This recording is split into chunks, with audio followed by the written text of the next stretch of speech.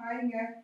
இன்னைக்கு கோதுமை ரவா பாயாசம் செய்ய போகிறோம். அதாவது உடைச்ச கோதுமையிலேயே ஒன்றுக்கு ரெண்டாக உடச்சி வச்சுருப்பாங்க இல்லைங்களா, அந்த கோதுமையை வாங்கி அதை 15 நிமிஷம் ஊற வச்சு 4 விசில் விட்டு இறக்கி வச்சுருக்கிறேன். அதை பார்த்துக்குங்க. குக்கரில் 4 விசில் விட்டு இறக்கி வச்சுருக்கிறேன். பாருங்கள் எப்படி வந்திருக்குதுன்னு பாருங்கள். இனி நம்ம செய்ய ஆரம்பிக்கலாம்.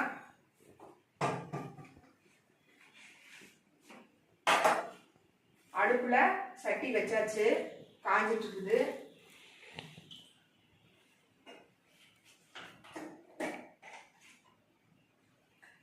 நெய் ஒரு ஸ்பூன் ஊற்றிக்கலாம்.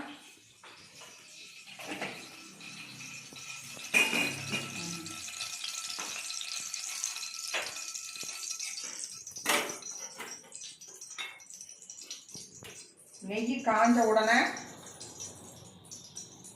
காஞ்சிருச்சு. முந்திரி பருப்பு, திராட்சை இதெல்லாம் நம்ம வறுத்துக்கலாம் நெய்யில்.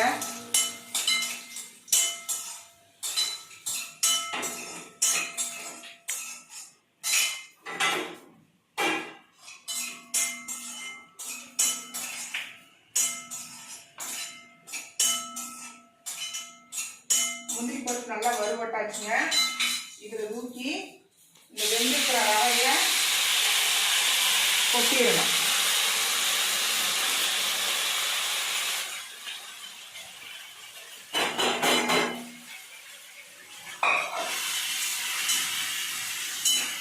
கொட்டி நல்லா நெய்யிலேயே அடி பிடிக்காம கிளறணும். அடி பிடிச்சி இருக்கக்கூடாது, ஏன்னா நெய் ஊற்றி இருக்கிறோம்.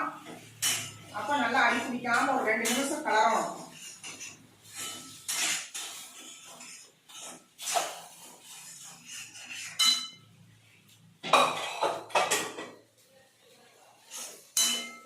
பாருங்க, சிம்மில் வச்சு வேணாலும் கலக்கிக்கலாம் கொஞ்சம் நேரம், அப்பதான் நல்லா இருக்கும்.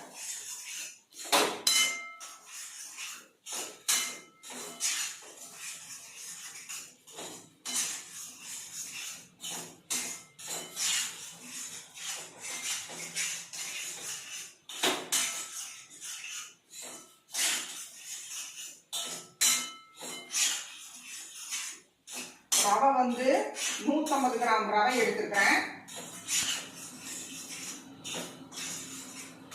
அதுக்கு 1 ஸ்பூன் நெய்யில 10 முந்திரி பருப்பு, 10 திராட்சை போட்டு வறுத்துருக்கிறேன்.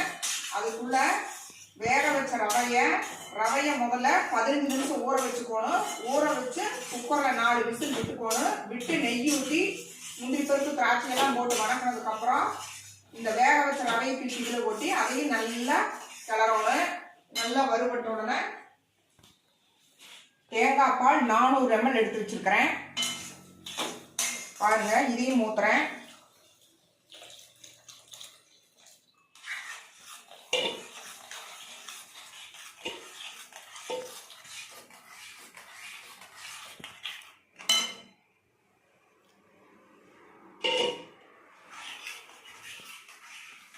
பாலில் கொஞ்சம் அது அப்படியே இதாகிட்டோம். அதுக்குள்ள நம்ம எப்பவுமே எந்த ஸ்வீட் செய்யும் போதும் வெங்கடேஷ் பட்டு இத்தினூண்டு உப்பு போடுங்கன்னு சொல்லுவார். அதனால 1 பிஞ்ச் உப்பு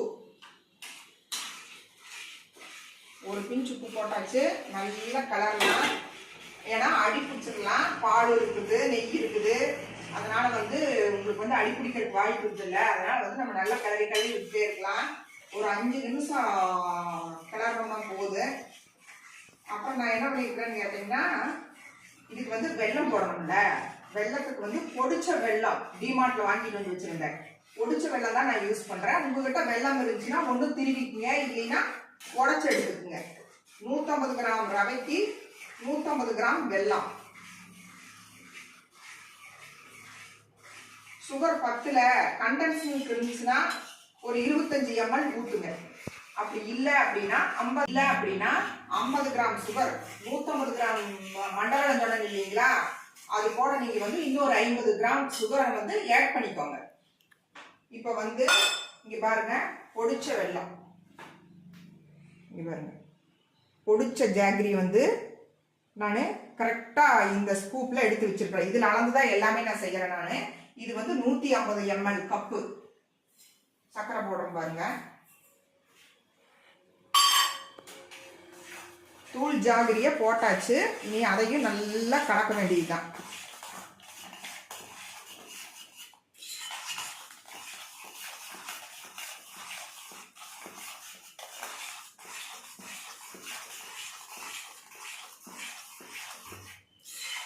நல்லா கலக்கிட்டே இருக்கணுங்க, ஏன்னா அடி பிடிச்சிரும்.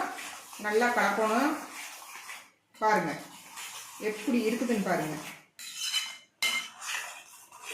சிம்மில் வச்சு வதக்கணும், அப்புறம் ஸ்பீடில் வச்சு வதக்கணும், சிம்மில் வச்சு வதக்கணும். இப்படி மாற்றி மாற்றி நம்ம செஞ்சுட்டே இருக்கணும். அப்போ தான் அந்த பதம் வந்து நம்மளுக்கு கரெக்டாக வரும். இனி வந்து நம்ம வந்து ஏலக்காய் பொடி போட்டுடலாம். பாருங்க, ஏலக்காய் பொடி ஒரு 4 ஏலக்காவை நல்லா தூள் பண்ணி வச்சிருக்கிறேன். அதை போடுறேன்.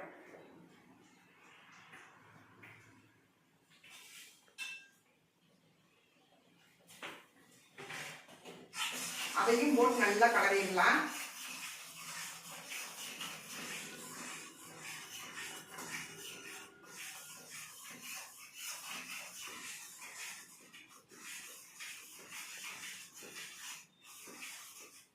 நான் 2 நாளாக உங்ககிட்ட கோதுமை பாயாசம் செய்கிறேன்னு சொல்கிறேன். ஆனால் டைம் கிடைக்கல.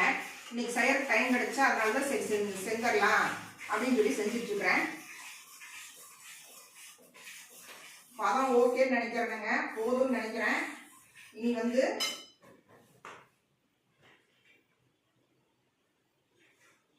4 கிராம்பு பாருங்க.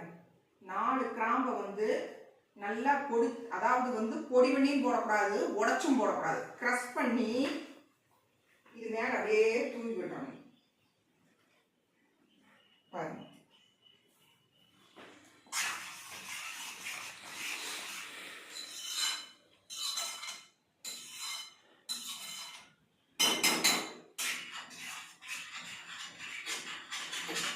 அவ்வளோதானுங்க, முடிஞ்சுதுங்க பாயாசம். பாயாசம் செஞ்சாச்சு. உங்களுக்கு இன்னொரு ஈவினிங்குள்ளே உங்களுக்கு இந்த பாயாசம் வீடியோ வந்துடும். அம்மா டைரிஸ் யூடியூப் சேனலை சப்ஸ்கிரைப் பண்ணுங்கள், லைக் பண்ணுங்கள், ஷேர் பண்ணுங்கள், பெல் பட்டனை மறக்காமல் கிளிக் பண்ணுங்கள். அப்போ தான் எங்களோட நோட்டிஃபிகேஷன் எல்லாம் உங்களுக்கு வரும்.